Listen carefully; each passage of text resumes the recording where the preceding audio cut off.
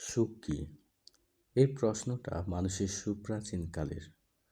সুখের সংজ্ঞা নির্ণয় করতে কত শত রকমের তত্ত্ব আর তত্ত্ব মানুষ যুগে যুগে দাঁড় করিয়েছে, তার কোনো ইয়ত্তা নেই।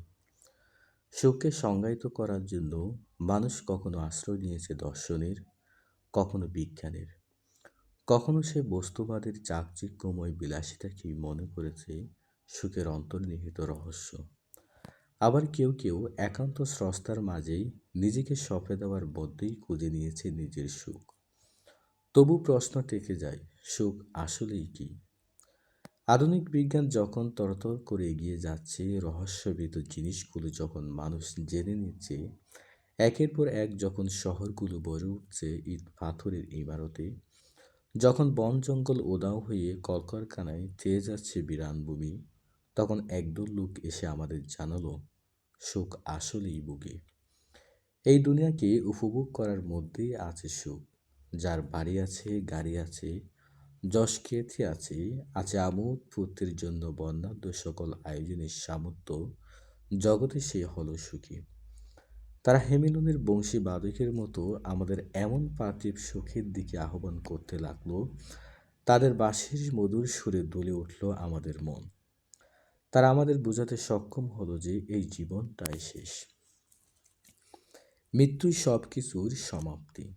এরপর আর কিচ্ছু নেই, কিচ্ছু না, কেবল অন্ধকার আর অন্ধকার।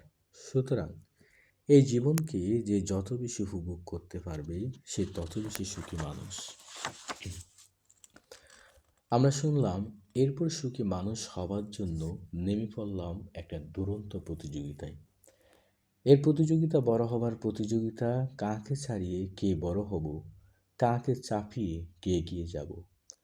আমাদের জীবনের উদ্দেশ্য নির্ধারিত হলো, কারি কারি টাকায় আমাদের ব্যাংক ভর্তি থাকতে হবে, আমার নিজস্ব গাড়ি থাকতে হবে, বাড়ি থাকতে হবে, আমাকে জৈবিক সুখ দেওয়ার জন্য একদল সুন্দরী রমণী থাকতে হবে। যশ খ্যাতিতে অবশ্যই টাকা চাই। মিডিয়াতে আমি হব টক অব দ্য টাউন, পত্রিকার টক অব দ্য ডে। আমাকে নিয়ে বিচার হবে, প্রদর্শনী হবে, আমাকে এক নজরে দেখার জন্য, আমার একটা অটোগ্রাফের জন্য মানুষ দীর্ঘ সারিতে দাঁড়িয়ে থাকবে। তবেই না আমি সুখী মানুষ। কর্পোরেট দুনিয়ায় খ্যাতি সব কিছু। যার খ্যাতি নেই সে সুখী নয়। সুখী হতে হলে তাকে খ্যাতি অর্জন করতে হবে। কিছুদিন আগেই একটা গুঞ্জন চাওয়া হয়েছিল জোরে সোরেই, হলিউডের এক অভিনেত্রী তার যৌন হয়রানির বিরুদ্ধে সোচ্চার হয় অভিনয় জগতে। খ্যাতির জন্য তাকে পর্দার পেছনে এবং সামনের পুরুষদের বিছানায় সঙ্গ দিতে হয়েছে, হতে হয়েছে অনেকগুলো পুরুষের উপভোগের বস্তু। খ্যাতির তাড়না আর মোহ অন্ধ এই অভিনেত্রী হ্যামিলনের সেই বংশী বাদকের সুরে নিজেকে একত্র করে রেখেছিল। ভেবেছিল, এতেই বুঝি সুখ, এতেই বুঝি জীবনের সকল প্রাপ্তি। সে প্রাপ্তি আর সুখ লাভের আশায় বিলিয়ে নিজের সর্বস্ব হয়েছে পুরুষদের বিছানার সামগ্রী।